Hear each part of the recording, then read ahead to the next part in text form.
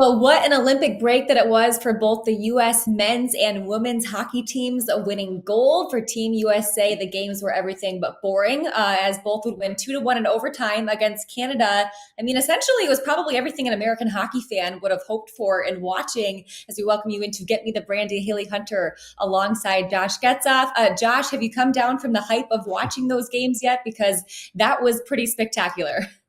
Oh my gosh, Haley, that was awesome. We waited so long on the men's side for best on best, but I got to be honest, the women's game was so exciting too, especially the gold. And I think the fact that the women's team allowed 2 total goals through the entire tournament, Crazy. um, that's something that I would bet right now is never going to be replicated again in women's hockey Olympic history. Like that's just like lights Yeah. out defense. And Hillary Knight to score the tying goal in her last Olympics as the captain. And then Megan Keller, just what a dance move that was to put them atop the podium with the gold. And obviously the U.S. men's game was awesome. I mean, as a former hockey player myself, obviously never got to the situation of playing for any kind of national team or anything even close to that. But I have so much pride in USA hockey as somebody who's gone through the system, and just a lot of the people that I got to know last year being down with the USA hockey program at the U18s in the World That's Championships, that right. there's just so many good people behind the scenes there that have been knocking on the door to be atop of this Olympic mountain for so long, and to do Yeah. it on the anniversary of the Miracle on Ice game, I just thought was so cool, so special, and man, it was hard not to be a fan of all of those guys with how they represented the U.S. and represented USA hockey. It was cool. It was special. It really was, and so exciting for me to rock my red, white, and blue all week long because I'm definitely still not coming down from that hype. But hey, how about the Penn's Elite alumni as well for Team USA? The women, four of them, including Layla Edwards, who had the assist on that Hillary Knight tying goal with 2 minutes to go. I mean, you've been around the practice rink, the Penguins practice rink in Cranberry. That's where they train. That's where they practice and play their games. What can you say about just the training and the program that they have that has continued to grow and produce four now gold medalists? It's incredible. I mean, that Yeah, that alone is mind bending when you consider you have the whole scope of the country of the United States, and four of them came from right up the road from where we are now in that program. And you talked about Layla Edwards. The cool things that I learned about her throughout the tournament were the relationships she's had with some of these legendary players over the years in USA hockey, and then getting the chance to play. And I mentioned that Hillary Knight goal. You said it right there, the assist. She's the one who put the puck on net that Hillary yeah. Knight directed in for what ended up being the game tying goal. So I just think that's so cool. I think it speaks volumes to not just Penn's Elite, but I think that the overall development of youth hockey, women's hockey in the United States. And I wouldn't be shocked if if we look, okay, bookmark 2026, in 2038, if there's a bunch of 12 and 13-year-olds, sorry, what they are, 12 and 13 now, that in 2038, 36, whatever, are going to be looking towards another Olympic appearance or trying to boost the United States. And they were inspired by this year and how it looked to Yeah. be a USA hockey player and win gold, because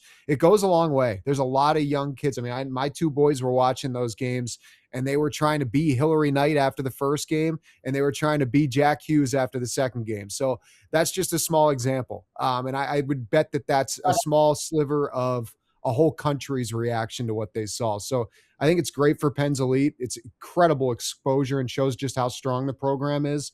But it should have even helped to grow the game more. We'll find out soon enough if Jack Hughes has gotten his teeth fixed, but he was at the White House, straight from Italy to the White House. So I'm doing the math here. I think he's still going to have a pretty big gap when he plays the Penguins coming up here. But with that, unfortunately, the Penguins captain, Sidney Crosby, I just wanted to get your quick thoughts on everybody's saying, unfortunate he couldn't play in that gold medal game the last couple of games of the tournament. They're thinking maybe he'll be part of the staff, the coaching staff, maybe a general manager in 2030. But I'm thinking this guy might still be playing in 2030. What do you think? I don't rule anything out with Sidney Crosby. We've learned that over the years. Never, never say never until he says he's done. That's the way that I would look at it. But yeah, it was horrible. I mean, I feel so bad for him. I looked at that play, as I'm sure so many people did, a million times, and we've all seen the jokes and the stuff that's been written about Radko Gudas. It's unfortunate. I don't necessarily think it was a dirty play. I didn't like how he fell on top of him afterwards, but Yeah, I don't think the actual play itself was super dirty. I really didn't like Andre Palat hitting him for no apparent reason prior to that. But right. when you're chasing him in the division for as many years as he has, and the years before that in Tampa, I guess you get annoyed by the guy. Anyway, when you think about Sidney Crosby, I I hope he's okay for the long term for many reasons, but it is a little alarming when you think that he could have played in the gold medal game if he was good to go, and he clearly didn't feel like he was able to. I think if there's honor in his decision, no question, right? Like Mhm. if he didn't feel like he was 100%, even if he was 50 and didn't think that was enough, it takes a special kind of person in that stage in his position to be like, I can't help. I can't be an asset. I'm Yeah. just kind of a jersey. And I give him a lot of credit for that, but man, it was heartbreaking. I'll be honest, like I was going through all the emotions after that gold medal win, and then to see him come out and be just kind of standing there somberly and take the silver, like that was a different kind of emotion to watch. Because you're right, you don't know if that is the last time he wears Team Canada in the Olympics. I think he'll wear Yeah. Team Canada in the World Cup of Hockey in 2028, but it still Yes. remains to be seen in 2030 whether or not he's back on that team. Kyle Dubas busy once again as defenseman Brett Kulak has been traded to the Avs for defenseman Samuel Girard and a 2028 second round draft pick. Josh, it looks like to me this is a salary dump on the Avs part. The Penguins definitely have enough cap space to take on his $5 million salary. But with that, it doesn't hurt that this guy is a left shot defenseman as well, because that's kind of been something the Penguins have been a little bit shorthanded on this season. Hailey, I've gotten into this habit whenever the Penguins make a trade this year, which has been a lot. Kyle Dubas is his phone bill's heavy. I mean, this guy just finished being in Italy like 2 days ago, and he's already pulling the trigger on another trade. It's Right? crazy. But anyway, whenever he makes these deals, I find Phil Bork and I seem to always be the ones to talk to each other. Like we're just kind of hashing things out. And the thought that we had after this was, I'm sure you would agree. Brett Kulak, I liked him. I mean, I liked the fit. I liked him alongside Chris Letang. They formed what's turned out to be, I mean, before Tanger's injury prior to the break, a pretty solid pair for the Penguins. And I felt like Kulak was as advertised. Pretty good skating defenseman, rock solid defensively. He's got a little bit of edge, but not enough that's going to put him over the edge and into the penalty box often. I liked a lot of what he brought to the Penguins, but the reality is he's an expiring contract. Penguins have all these young players that, Nick Hart's told us about and is going to tell us about, I should say, in our chat with him in a little bit. But Yeah. I just looked at Kulak is he going to be here beyond this year? Clearly the answer was no from Kyle Dubas, but even before the trade, you figured there was a likelihood he would not be. Mhm. And with Samuel Girard, you bring in a guy who's won a Stanley Cup with the Colorado Avalanche, who can quarterback a power play, and you add another offensive defenseman to complement Letang and Carlson. I mean, there's a lot of puck movers, a lot of guys that are going to bring some offensive traits on that blue line for the Penguins. And Girard goes right into the mix. He's only 27. He got Yeah. another year after this year of contract control. You mentioned the cap situation. That's not an issue for the Penguins. I think they have north of 50 million in cap space next year, which, if he's on the books, goes down obviously slightly, but it's still a massive number they have to play with. And the only other thing I'd say about that is I love his spin moves. If anyone's watched Sam Oh, Girard, this guy loves to do these like quick, if you played NHL on PS3 or PS whatever it is now, he loves these spin moves with the puck yeah. on Pay his more stick. attention.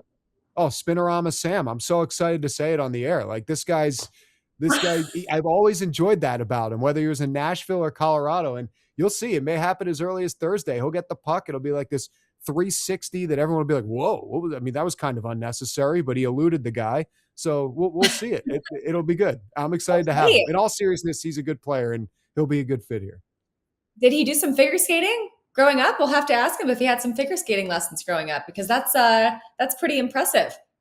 Yeah, I believe him Spinorama. and Max Talbot are buddies. So we could Oh. unlock that. Yeah. We got to talk to Maxie about that. Okay, I'm sending him a text after this. Well, with that, the Penguins now have 34 draft picks over the next 4 NHL drafts. 20 of those are in the first 3 rounds alone. No other team in the league has that many draft picks in the first 3 rounds. So certainly some exciting stuff. But as the Penguins continue to add depth to their roster, you mentioned it, Josh, we're excited to have Wilkes-Barre play-by-play broadcaster Nick Hart joining us in just a little bit for more on the team in Wilkes next on Get Me The Brandy.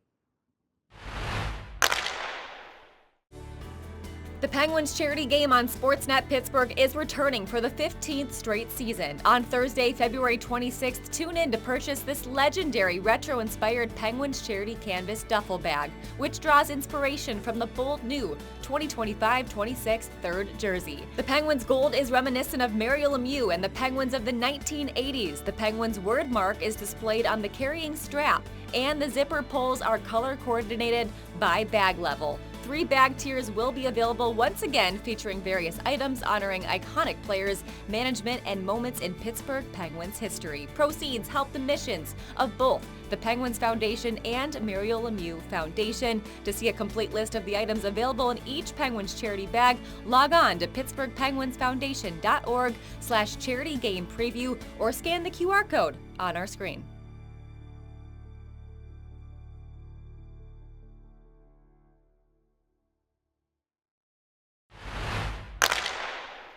Well, as the AHL's Wilkes-Barre Scranton Penguins are 3rd in the entire league right now, they certainly continued what they started, going 7-0 to start the season, which was when we last spoke with Nick Hart, their play-by-play voice, as well as Director of Communications. Nick, so great to have you on, and I think Josh and I are both really excited to ask you about this guy by the name of Avery Hayes. 2 goals in his NHL debut, and then gets sent back down and picks up 2 more hat tricks with you guys. Just how excited were you to see that debut for him, and what seems to be clicking for this guy right now?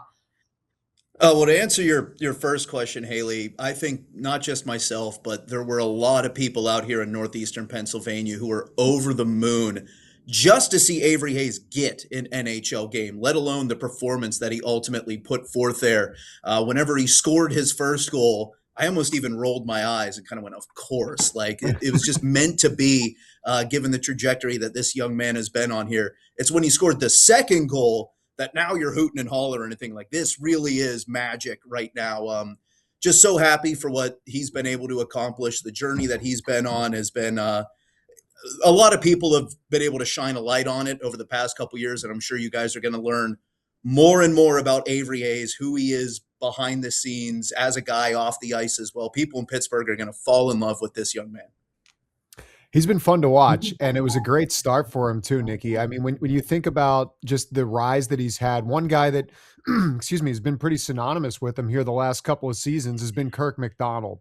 And I'm just curious when you think about the impact that that guy has had in Wilkes-Barre, because I know you're living it. It seems like every other day there's another player called up to Pittsburgh, another impact player. Guys have been traded, yet they're still right there. Excuse me, I got a frog in my throat, at the top of the Atlantic Division and making headway seemingly by the game despite not having some of their best pieces. Yeah, major kudos belong to Kirk McDonald and the rest of his staff back there here with Wilkes-Barre Scranton, because it's not just the players getting called up to the Pittsburgh Penguins. It's not just the players that have been traded outside of the organization. I'll always point out Sam Poulin, Danton Heinen, Valtteri Puustinen, Phil Tomasino. They were great players down here with Wilkes-Barre Scranton, all at or above a point per game this year. Wilkes-Barre Scranton didn't get any assets back in the trades that Kyle Dubas made there. They were good business by Pittsburgh's GM, but nothing immediately came to the American League to help this team continue their run. There were also a ton of injuries as well that this Penguins team incurred, sort of moving through the beginning of December. Now the team's really starting to get healthy coming out of the AHL All-Star break.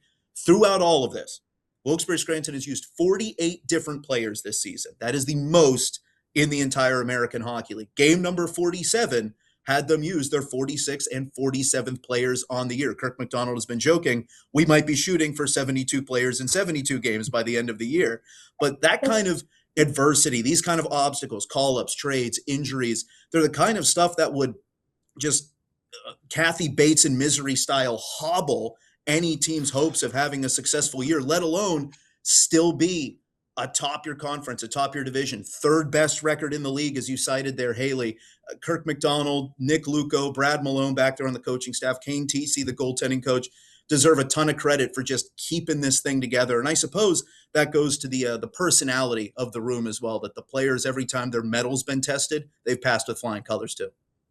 Yeah, I was talking with Avery Hayes in the locker room yesterday, and he was just over the moon about the coaching staff there, to your point, Nick. But with that, he has such a calm, like confident demeanor, very relaxed. He doesn't look nervous at all. So you're with him, every day throughout the season in the locker room so far. Just what can you say about the demeanor you've noticed from him, and how much might that kind of mindset, his personality, maybe help him in the NHL?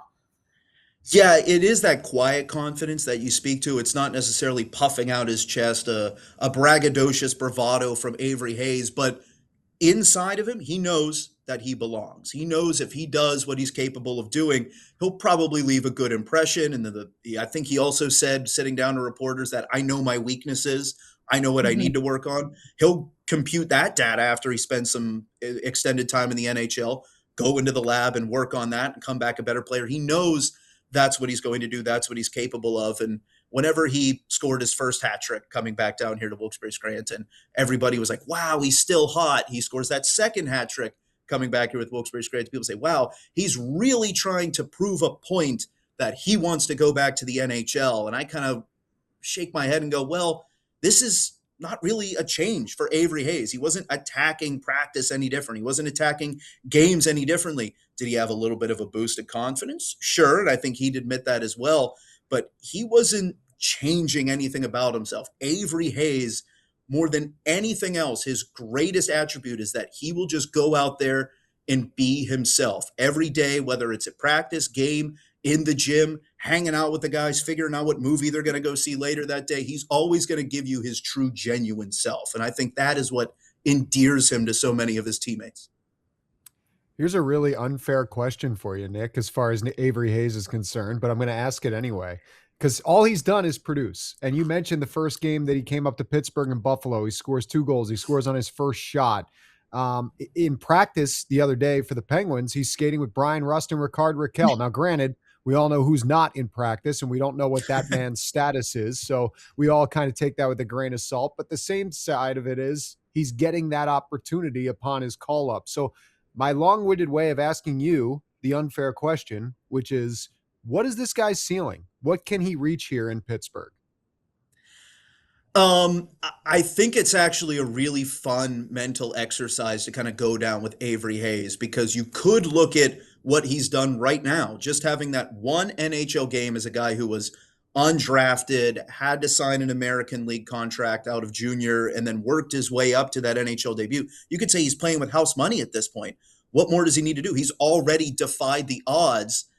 And yet, every time you watch him play, you say, no, there's something in here. There's something that we might be able to tap into. And Avery Hayes kind of has, the way he plays, that Swiss Army knife attribute to him, to use a lack of a better term, where you could put him on, say, fourth line wing, and he's going to go out there. He's going to hunt pucks. He's going to be smart defensively. He's going to perhaps maybe get under the skin of the opponent. You move him up to the first line, he's still going to hunt pucks when he doesn't have them. He might get under the skin of the opponent. He's going to throw his weight around. He's going to be smart.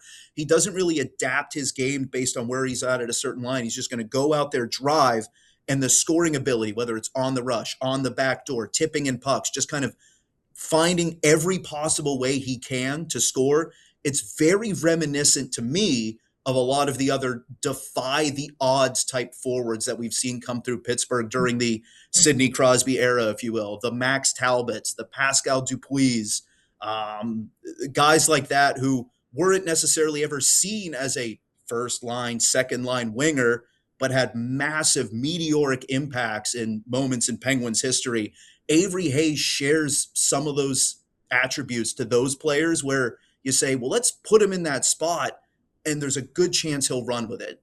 You teed it up as an unfair question, Getzy, because I don't want to put too much weight. I don't think any of us do want to put too much on his shoulders. He's only 23 years old. He's only played one game, but there's just something about him that is very reminiscent to those kind of defy the odds type players that have played significant roles in Pittsburgh's top six the past few years. Yeah, he certainly seems to have that about him, and a really humble human as well. Just we've loved talking to him in the locker room. Super nice guy. But with that, hey, All-Star break not too long ago. Did you get to do anything? Go on vacation, or what were your plans, Nick? No, I was hanging out here in Wilkes-Barre, Pennsylvania. Oh, the I beautiful always weather. Yes. We got a beach or something around here, right along the Susquehanna. No, a lot of the players before you break, they always ask, like, where are you going? I'm like, I'll be here, guys. Like, I'll be able to catch up on Z's for one day, but then it's really nice because actually around the front office, there's various projects, things that you just fall behind on whenever you're in the buzz of a season. You get to Yeah. take a breath. You don't have to rush to go anywhere, and you can catch up on a bunch of those things. So, no, I don't get a suntan. I don't get a vacation, but it is still a little bit of a mental load off to have a few days where you're not being pulled 5 or 6 different directions. Yeah, well, it's funny because a lot of people who don't get to travel for their jobs, right? They're all excited to go on vacation. But for those of us who are always on the road with the team, it's like I just want to sit at home on my couch and stare at the wall for 3 days. So no, I totally understand that. Oh, yeah. Um, I watched a few movies and caught up on some shows. We'll say that. That was my all-star break. The best. I love it. I did the same. Well, I also wanted to ask you with that All-Star break, we got to see goaltender Sergei Murashov go to Rockford and represent you guys. Just would love to hear an update on him. I mean, I feel like a lot of us know that, hey, this is a guy who could be getting some NHL starts right now, but how do you feel he's kind of embraced playing in the AHL right now with you guys and just being a good teammate? He's an excellent teammate, another guy who every player to a man absolutely loves Sergei Murashov, and it's not just because he's saving their bacon whenever they make a mistake on the ice. It's because he's just such a fascinating kid to talk to. Wise, so wise, beyond his years. I often have to remind myself that he's 21 years old. I've told stories before whenever he was tuning up on his English, preparing for a full-time move over to North America. He wanted to read books in English, books that he had enjoyed in Russian, things like Lord of the Rings, Hitchhiker's Guide to the Galaxy. Well, right now on the bus rides to and from wherever we're going, he's reading philosophy textbooks because Wow. that is an interest of his, and he will happily engage with you on philosophical discussion. And the way he talks about these things too, it's never pretentious. It always still comes across like he's very level. He's so much fun to talk to and watch play hockey. This is what I'm sure a lot of fans are interested in too. One thing that I was waiting to see from Sergei Murashov during his time here, because he's pitched shutouts, he's saved games, he's done it all, stood on his head, is how would he respond to some adversity? And we finally got to see that at the tail end of the calendar year 2025 and the start of the new calendar year 2026. Gave up 5 goals, a career high to the Charlotte Checkers, got pulled after the second period. Comes back the next game, gives up 5 goals in the first period, gets pulled after that one against the Syracuse Crunch. Pulled in back-to-back games, 10 goals against in not even 3 full periods of hockey, kind of scratching your head going, we haven't seen this from Sergei. Now how does he respond? So in a weird, twisted way, I kind of liked that he had those 2 knockout punches to the jaw, if you will, to see if he would get back up off the mat. You can check his numbers since then. I think he's only lost 1 game in regulation since then, a save percentage of roughly .930 since that second game that he got pulled in Syracuse, and obviously in all-star form day in, day out for Wilkes-Barre Scranton. So the latest test that he's had, how do you handle that adversity? How do you handle some disappointing starts? Another test that he has passed with an A+ on the report card. Yeah, it's fun, Nick. It's fun to watch him. Even the little bit that he was up here in Pittsburgh, the first thing that jumped out at me, I still remember the first period of the first game he played. It was against LA. And I'm looking down and watching him as Colby Armstrong's saying whatever he's saying in his pregame analysis. And right before the puck was dropped, the opening faceoff, he does that, you know it very well, that giant, like, yeah. And I had no idea that was coming. Yeah. Yeah. Love it. And I was kind of thinking to myself, like, whoa, that is already something that I was not expecting to see today. And just, I don't know, it kind of in a way embodies his personality a little bit when you get to know him more, that he's not really concerned about anything else going around him except for what's directly in front of him. And I think that was just a good eye-opening moment for those of us that don't see him every day like you do, on the stage of the NHL, on home ice in Pittsburgh, in his first NHL start, to give a little glimpse into yeah, it's a big moment, but I'm just me, man. I'm just going to go out here and play goal. Yeah, I'm just being me. I'll use that same word that I used for Avery Hayes, which is genuine. He doesn't do that big stretch to be like, hey, everybody look at me before the start of the game. It's just how he's getting loose, loosening up, and it kind of gets everybody else just kind of in a even keel setting, whether it's a big game or the third game of a 3-3. Everybody can kind of ride that same emotional wavelength that they have with Sergei Murashov. Every time when we were on the Sweden trip, when he was with us, that there would be a lot of people coming into whether it was the hotel or the rink, he would hold the door for every single person, like genuinely the nicest person. And I would at times be like, no, come on, like Sergey, go ahead. I'm just media. And he just insisted. He's just like a super, super nice human being. So he's definitely earned the hearts of us media folks in Pittsburgh as well. But with that, I mean, you mentioned the adversity he overcame. What do you think is going to kind of be the biggest thing for him in kind of making that jump to the NHL? Is there anything that you still think that maybe is going to be the biggest thing that he needs to improve on?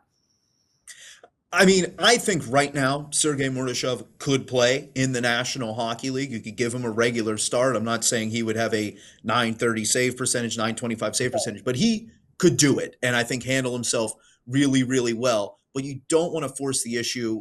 Josh and Hailey, we talked about this the last time I was on as well. He's 21 years old. How many Yes. 21-year-old goalies can you name in the NHL? There's no reason to rush the cake out of the oven right now. It's still going to be good when you let the timer tick all the way down to the end. It's still going to be pretty sweet. But if there's one thing I'm waiting for, it's a couple months down the line, and it's the postseason. That's when everybody needs to be at their very best. Every mistake is magnified.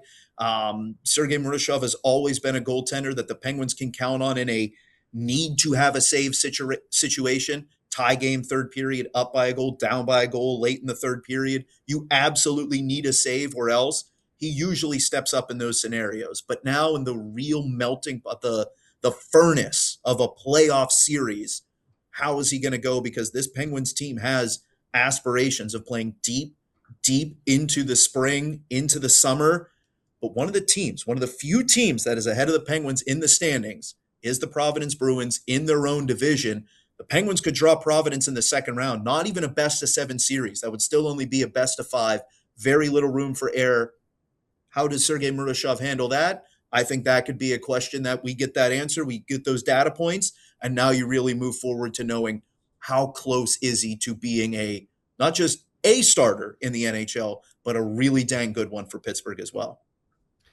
Yeah, no, it's a great point you make too, and we're all following that race for the Atlantic there in the American Hockey League. And I do want to ask you about. I know Haley and I both want to talk to you about Providence and trying to catch those PBs by the end of this regular season. But Yeah. one other guy I wanted to ask you about. You mentioned the adversity with Sergei Murashov. I'm curious about the competition because we talk so much about Sergei that at times I think a lot of us forget that last year in the beginning of last season, this kid named Yoel Blomqvist comes into Detroit and wins his first NHL start and beats the Red Wings. And we're all thinking, okay, this is the next piece. This is the next future goaltender of the Penguins. But he's kind of, I don't want to say been forgotten about, but maybe been passed by the excitement of Sergei Murashov. He's there though. He's in Wilkes-Barre with you. He's playing a lot of time. He's seeing a lot of opportunity. What are the differences that you've noticed between Yoel and Sergei and just kind of how they've progressed and where they're at this point in their careers?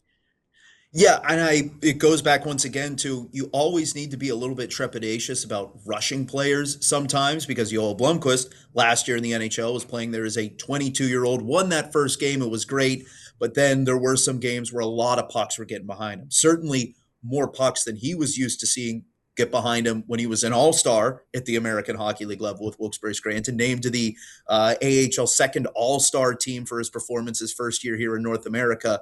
And I think that did a little bit to ding Yoel's confidence, in addition to the fact that he was also competing with injuries as a regularity last season. And then, as we saw, even extend into training camp preseason this year. But now that Blom is healthy, now that he's playing a little bit more regularly, yes, the shadow that is cast under the rising skyscraper prospect, Sergei Murashov, it's left Yoel Blomqvist forgotten by many people, Josh. I don't think you're wrong in saying that. But I don't think that is a bad thing either because Yoel Blomqvist historically has always been his best when he has something to prove. You even go back to his time playing professionally in Finland in the Liga. He was not the number one goaltender. He was a 20, 21-year-old prospect who took the net in Karpat. Then he comes over here to North America, that all-star season I alluded to.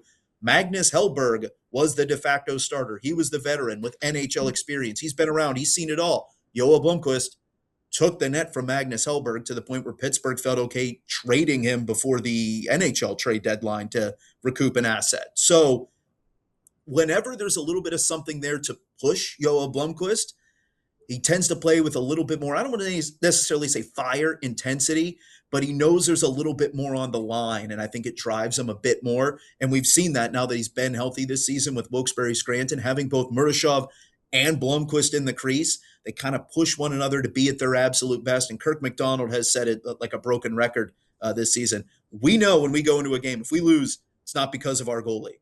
We're going to have the best goalie in the game. It's just a matter if we execute after that. Whether it's Murashov, whether it's Blomqvist, Wilkes-Barre Scranton feels like they have the best goalie on the ice every game. It's a good problem to have, right? I feel like the Pittsburgh Penguins can, for the most part, this season, maybe not as much last season, but this season they can say the same.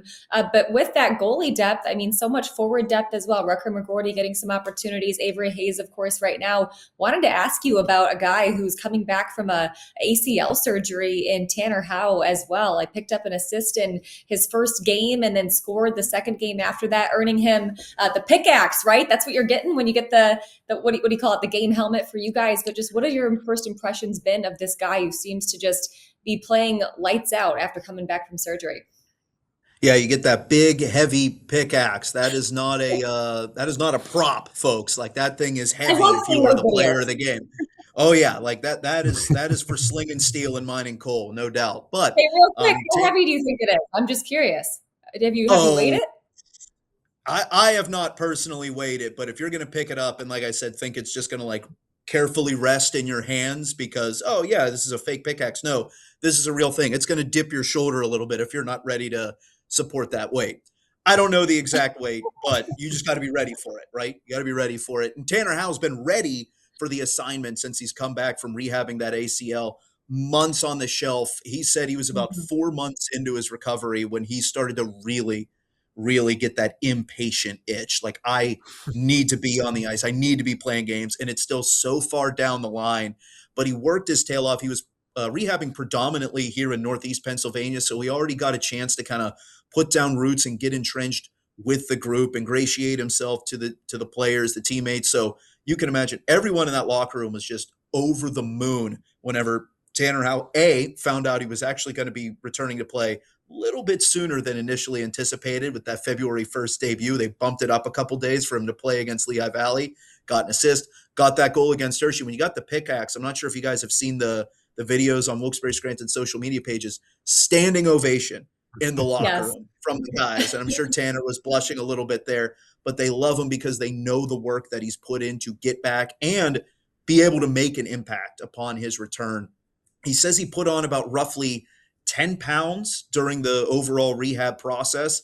And I can assure you, it's not 10 pounds of fat. He wasn't just crushing ho-hos to add some weight here. He's been working out like a demon back there.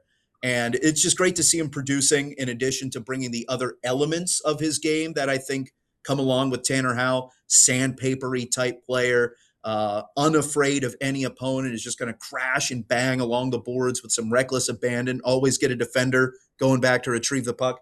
Need to do an extra shoulder check to make sure number 22 is not coming to run me through the wall. He's brought all that to the table, unintimidated by rising up to a new level of competition, unintimidated by joining pro hockey. He's just slipped right in and been great here. And just this past week, he had both his first multi-point game with 2 assists and his first multi-goal game with 2 tallies on Wednesday. Yeah, it's been fun to watch him. I think this is a guy like so many, honestly, Nick, over the last, 3 months, 4 months, all these names we've heard so much about, we're starting to really see, whether it's in Wilkes-Barre or in Pittsburgh, take these steps professionally. And it's exciting. One guy who has done both in his young career already is Ville Koivunen. And I'm curious, when you look at how he has progressed and maybe how, going back to the adversity thing that we talked about with Sergei Murashov, This is a guy that's had a couple different stints in the NHL. And then finally in his second stint, he breaks through. He gets that first NHL goal. The monkey's off his back, but he goes back down to Wilkes-Barre. I can't help but notice he's lit it up down there since he's gone back down, which has kind of become his MO. And I'm just, again, I'm curious, when you look at this guy, how have you seen a change in his demeanor? How have you seen a change in who he is since that second NHL stint to come back down to Wilkes? I would say when he first came back, Josh, there was almost a little bit of hesitation on the side of Ville with the puck. And that's kind of the things that come back to bite you in the NHL, those plays that are there at the American League level. You wait that extra 0.2 of a second to either settle the puck or decide between choice A or choice B. That's when all the options end up disappearing. The puck's either going the other way or you just got to punt it away. Just plays get cleaned up in those 0.2 of a second. And he was almost, I don't want to say overthinking plays, but it just seemed like he wasn't as quick on the puck as he was whenever he first came down. Took him about 3 or 4 games to kind of remind himself, hey, I'm Ville Koivunen. I got eyes in the back of my head. He has this unbelievable hockey sense when it comes to creating plays, knowing where his teammates are at, where he needs to go to get open for them. He's seeing 2 or 3 plays ahead of the action. And now he is just, whenever he's on his game, he's a dominant player at this level. Just opposing teams don't have an answer for Ville Koivunen, whether it's him sliding around 2 defenders and then chipping it behind his back to somebody roaring in on the rush, finding an open guy on the back door, quarterbacking the power play from the blue line as a defenseman at times, which you've seen him do since coming back down from the NHL. It's just all over the place. And he's a chirper. I'm not sure if you know this, Getzy, because he hasn't had a chance to really showcase it yet in the NHL. He said, I got to prove a little bit more at that level before I start doing the other stuff, but he will run his mouth the entire game. He's got 2 separate batteries, one for hockey and one for just barking. And it's entertaining, to say the least, whenever he's going both offensively and going between the ears of the opponents. It all makes sense now, because he's chirped me a couple times in the locker room. I'm like, whoa, where did that come from? I don't know if we're on that level yet, Ville, but yeah, no, I could definitely Everyone is on that level with Ville right from the start. You are starting at a baseline of everyone's a fair target. Oh, that's so funny. I love it. So much forward depth, but you know what? You guys have some good defensemen as well, and I feel like we don't get to talk a lot about guys like Owen Pickering as much as of late, Finn Harding, Emil Pieneniemi. Is that right? That's a hard one to say. Pieneniemi. That's a fun one. Yeah, and Chase Vitella, but just, scored his first AHL goal. How important do you feel like that group of guys, we don't talk about them that much, has kind of been to your guys' success as well? It's been absolutely instrumental to Wilkes-Barre Scranton's success. And yeah, the forward prospects, those are always the sexy players that everyone wants to watch. Keep track of the box score, X amount of goals, X amount of assists. Can't always evaluate defensemen that way. But I can tell you this much. Kirk McDonald has, I'll go back to the broken record analogy again, but I'll say it countless times this season. He says, when we win both net fronts, we're going to win the hockey game. Okay. Last year, Wilkes-Barre Scranton was a team that was atop the Eastern Conference in goals for per game. Extremely skilled offensive group, right? I could probably count on one hand. Maybe I'd have to use my thumb to recall the number of rebound goals that the Penguins scored last year. This season, they get greasy, grimy, real hard-working, blue-collar goals around the net front. And then at their side of the ice, the defenders are doing an excellent job boxing out that blue paint, really trying to keep things as easy for Sergei Murashov and Yoel Blomqvist as possible here. They know how to kind of dial up the nastiness whenever they need to make sure nobody's getting into that high-priced real estate easy. They know how to shut down a cycle, pound guys along the glass, and get the puck going the other way to those skilled forwards. Wilkes-Barre Scranton has been winning their net front a ton this season. And that's a big difference from just the way they were composed, more of like a team combination of players, the talent that you have available. Big difference from last year. The big difference this year is how the Penguins can just kind of big dog players away from their net front. And you've seen growth from young players like Chase Pietila and Finn Harding in that regard. Harding especially has made huge strides throughout the year and just becoming more of a physically imposing professional hockey player. Being a 20-year-old rookie, it's not always easy. And Owen Pickering has jumped up in that regard as well. A couple years ago at development camp, people's jaws were hitting the floor when he was talking about the meal program that he was putting himself through to try to put on some weight onto that tall Yeah. frame that he has.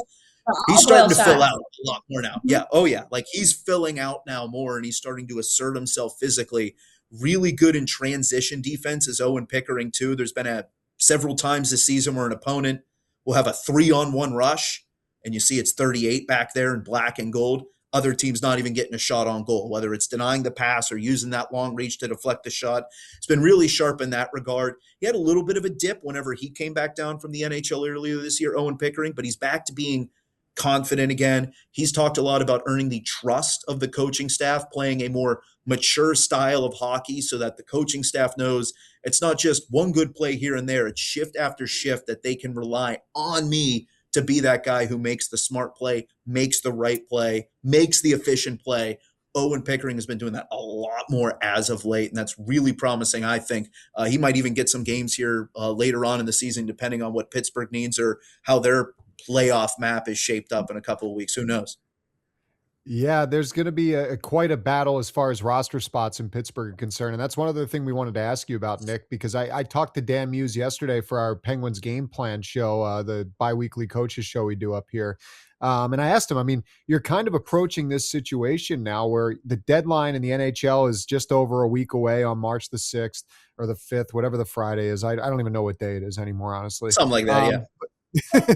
But the other side of it is you have all of these forwards. I mean, you could argue the Penguins have, when you trickle on down to Wilkes-Barre, 16, 17 NHL caliber forwards in their arsenal. That is not always a bad thing when it comes to the fact that those guys that aren't in Pittsburgh are getting top line and top opportunity type minutes in Wilkes-Barre. And when you look at that trickle down and you see guys like, I don't know, like a Tristan Brose, a Rucker McGroarty, a Phil Hollander down there right now working his way back. And I saw he scored in his return from the blood clot. That's got to be a boost internally for the organization, but especially in Wilkes-Barre, right? That these guys are getting an opportunity, maybe where they're a third liner in Pittsburgh, they're a first liner in Wilkes-Barre, and they're playing 17 minutes and scoring. Yeah, I always tell fans that at the start of the season, Josh. People are always either sliding into my mentions or pulling me aside at training camp being like, oh, what about this player? He's got to make it, or this player, or this player. And I always say, well, would you rather him play 6 minutes a night on the fourth line or play 20 minutes a night, top line power play in the American League? Oh, well, I really want to see him in the NHL. Well, let me tell you, that player really wants to see himself in the NHL as well. But let's think long term here, getting the player the experience, the bona fide development that doesn't happen necessarily 6.5 minutes a night, maybe a little bit of special teams, maybe it's only the penalty kill, or heck, sitting in the press box waiting for someone else to go down, blocking a shot, and then you get your chance to jump back into the lineup. Being a dominant player at the American Hockey League level, learning how to do it consistently, shift after shift, learning how, whenever you don't have your A+ game that night, learning how to make sure it doesn't backslide to a C- game, that when you don't have your A game, it's a B game that night. That's what you can do in the American League that you can't necessarily do sometimes when you're getting limited minutes or only practice time at the NHL level. But there's a huge element that I think people overlook sometimes, and it's being willing to accept that help. Because it'd be really easy, right? The NHL is my dream. The NHL is where I want to be. I think I should be in the NHL. That when you get told, hey, we're going to send you down to Wilkes-Barre so that you can play on the first line, second line. You're going to play on a winning team. It'd be really easy to go like, well, that's not what I want, and come down with a bad attitude. These guys all, to a man, have had awesome attitudes whenever they get that moment in the NHL and then come back down. They come back down understanding what they have to do. There's always a good line of communication between Jason Spezza, Kyle Dubas, and these players as to what's expected of them. They always come down with a smile on their face. They're coming down here. They're not hurting the vibe. They're not cancers in the locker room. If anything, they're enhancing the environment down here. Rucker McGroarty has said many times, I'm coming down here and I'm playing with my best friends. So sure, I have to ride the bus. Who cares? We got a wagon down here. I'm getting better and I'm playing with all my friends. What more could I ask for? I love that. And you can tell that those guys are all really close as well. And as Rucker Yeah. often tells me, it's been such a great environment because, yeah, of course, all of them want to get called up to the NHL. But the fact that they're all rooting each other on throughout the process is huge. Great to see that for Holly as well. Looking forward to seeing Hollander come back up here soon. Well, Nick, it was so great having you on. But I have to ask, you said March is the fewest games you guys have ever played in franchise history. So what are you going to do on your actual day off? You get probably one day off a week for a change. Yeah, I have no idea. Either it's going to be spent on the couch staring at the TV screen, or who knows, maybe I'll get a chance to run some errands. I don't think I've done laundry in a couple months. I guess I should get around to doing that, right? But no, Oh, yeah, lightest March in franchise history for the Wilkes-Barre Scranton Penguins, just in terms of games played. This is usually the time of year when everyone's cramming games into the tightest space that they could possibly have. One of those weekends for us is a 3-3. So that's not going to be very fun, but that means it's opened up the weekdays before really? that. Wilkes-Barre Scranton has more games played than anyone else in the division, so everyone else has games at hand on them. But you figure this is going to be a little bit more of a fresher, more well-rested Wilkes-Barre Scranton team whenever we get to say middle of April or start of the postseason. So we're looking forward to it, and hopefully not just myself, the boys can use those off days to their advantage as well. You've earned it. It's been so great as always to have you on. We look forward to having you on next time and enjoy doing normal human things, Nick. A little bit more time off than usual. Thanks for coming on. That might be good. Or just give me some more calls. I'd be happy to jump on and chat with you guys. You know that. Yes, we Always. would love that. Thanks so much, Nick. I'll see you next time. No problem. Thanks, guys. Here, we don't just watch the Penguins. We live every tipped puck. Unbelievable. Every battle. Give me more of this. Every new prospect. This is a glimpse of the future. Everything you love about the Pens, we do too. I'm down here between the benches. You know what that means, Pens fans? Cheers for that. The front, did they score? We manifested it. Stream the Penguins all season long on SNP 360. As always, it is time for some Cup Convos as we take our weekly look back of the 10th anniversary of the Penguins' 2015-16 Stanley Cup Championship. And this week, in Penguins history, the team acquired defenseman Justin Schultz from Edmonton for a third-round pick, which the team's GM at the time, Jim Rutherford, actually just spoke about last month when he was in town for the big Cup reunion celebration. I remember when we traded for Schultz, some people were saying he was the worst defenseman in the league. And he came to Pittsburgh and immediately got his game going. Trevor in Chicago, I think they were playing him on his natural side on the left side, but I always remember him being really good on his off side, playing the right side. I said, I think if we just get him back to his right side, he's going to be really good for us. So, yeah, they were just guys that I felt would fit with the team, but especially with the fact, like I said, about the guys that were at it, like Matt Cullen and all these guys we've talked about. With the guys that were already here, they had a lot of character, but the more guys we could add, the better it was going to be, and all these guys fit. Well, with that said, General Manager Kyle Dubas, he's been collecting pick after pick, hasn't he, so far this season? Got another one with the recent Girard trade and Kulak as well. But when you look at kind of that trade that Rutherford just talked about and him acquiring guys like Skinner, Kulak, and Chinakhov, kind of see some similarities in the game planning there, Josh. Yeah, I mean, these are guys that I would say Girard is the only, I mean, this is obvious when you look at a sheet of paper, Hailey, but Girard's the only one that's a real cap hit, right? Like at 5 million, these other guys are bargains essentially for what you're getting at the price. And I mean, Skinner's an expiring contract. Shilov's, I'd throw him in there too in the offseason. He's an RFA. Chinakhov's an RFA. I mean, the Penguins have put themselves in a position with a lot of these young players that they have them and they also have control of them. Girard is a UFA, but he's got another year left on his deal.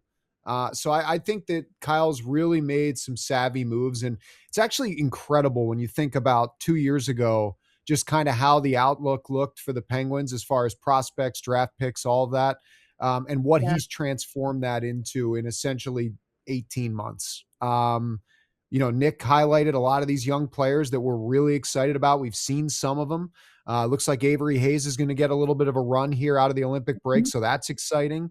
That kind of stuff can't be a bad thing for your team. It gives a huge boost when younger players come in, and especially when they produce like Avery did in that game in Buffalo. But Chinakov's been a monster since he's come on board. I would even say Ilya Solovyov's filled in pretty nicely when he's jumped in after being acquired from Colorado. So, there are certain days and certain years where maybe you hit all the home runs you can, Hailey, and other years where you're scratching your head at some of the deals you made. But this is one of those years for Kyle Dubas that it just seems like every single trade and every single signing he's made has really been a slam dunk for the Penguins. And there's no reason to think Girard won't be the latest one here coming down to the stretch run. But, man, it makes it exciting. He keeps us on our toes, doesn't he? Every other week we get something new to talk about. And more memes, fun memes coming out from Dubas because he's just the man right now. He's making the deals, and every time they talk about who got the better deal, it seemingly seems to be Kyle Dubas. Well, we heard some loud Stu chants over these last couple of months, so I thought it would be fun to look back as we celebrate the Cup celebration 10 years ago. What do you think was the loudest? And Josh, you would know because you're calling the games in the arena. Reaction from the fans, either Nick Bonino's Game 6 OT winner against the Capitals in 2016. Okay. Brian Rust's go-ahead goal in Game 7 against Tampa, 2016. Rusty's go-ahead goal.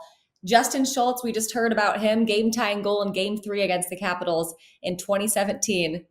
I know you remember all these. And Jake Gensel's go-ahead goal, Game 1, Nashville in 2017. There had to have been one that kind of stuck out to you as I was reading those. Yeah, that... Or is it the hard? one that jumped out the most when you said those four was the Bonino goal. I just think the significance of that goal in the moment that they had slayed the dragon that was the Capitals remember that game was the crazy game. That was when they were up 3-0 and they took the consecutive pucks over the glass penalties. It was crazy. And it blew the lead. And then Bonino scores that goal and they go on to the Eastern Conference Final. So I would say that one. My moment would be not to throw anything onto the plate of our producer Nick Belsky, but the one that I would say of those runs that was the loudest was the Kunitz double OT winner against the Ottawa Senators in Game 7 in 2017. That was the first time that I still remember I was in the press box because I had to run down to do the post-game show at the time, which in the Lexus Club is where we hosted it. And I remember being in the elevator after that goal was scored, and the elevator was like the building was rocking because of how loud it was after that. Well. That's scary. It was crazy. I've never experienced anything like that in my life. Then you get down to that level, and it was just reverberating. And at that point, it's 10 minutes after the goal. Like that was one of the loudest things I've ever heard in a hockey rink. But from that run, those 2 years, that was the biggest. But Bonino was right there with it. Don't mistake that moment either. That was as loud as it gets. I'll make sure to tell him that at practice tomorrow, Josh. No, I'm kidding. Yeah. Hey, it's been 10 years, but the Penguins are looking good. Perhaps they'll win a Stanley Cup on their 10th year anniversary of that last Cup win. Well, excited to see if they can keep it going as well. Second right in the Metro Division. Next two teams, they play both Metro teams. Jack Hughes feeling pretty good about himself right now after his Olympic win, so should be an exciting game. And that's going to do it. Might still be hungover on Thursday. What's that? You might still be hungover on Thursday, Jack Hughes. Oh, you guys hope been not. Partying nonstop. We're still not able to come down from his White House visit and everything. Yeah. Oh, maybe it's a good time for the Penguins to play Jack Hughes. That's a good point. See? Okay. Yeah. I see where you're going with this, Josh. All right. Well, that is going to do it for Get Me The Brandy. Josh and I will see you next time. Enjoy that game against the Devils. Looking forward to see you next time on Get Me The Brandy. Oh, Lord Stanley, get me the brandy.